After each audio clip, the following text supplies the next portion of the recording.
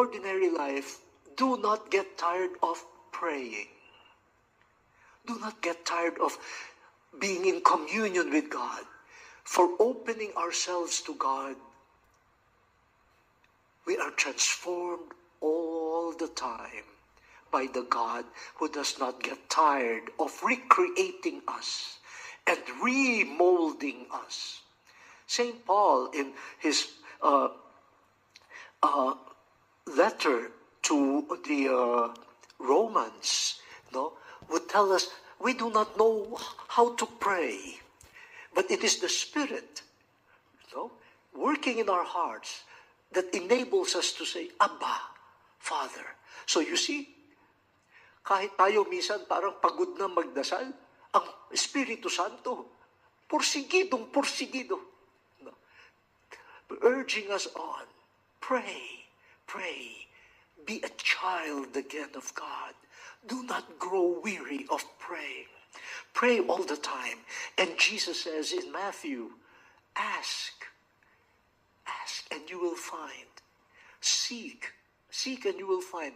Ask and it will be given to you. Knock and the door will be opened to you. Pray unceasingly. That's a good that we should not grow tired of.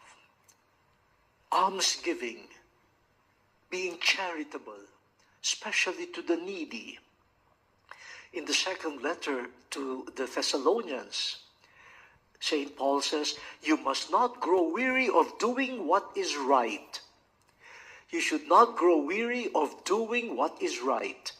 And what is the most right thing? The most righteous thing? Justice and charity. Do not say, di naman naaalis ang corruption di naman naaalis ang injustice tama na. No.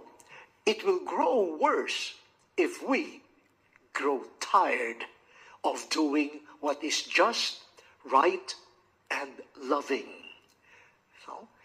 If we get tired, the enemy says, hindi ko nakasalanan yan. Sila na ang tumigil Pagod na sila O kahit na ako walang gawin, my agenda will prosper. No, don't grow tired of doing what is right and what is loving towards other people. Then, fasting. Let us not grow tired of saying no to what is not really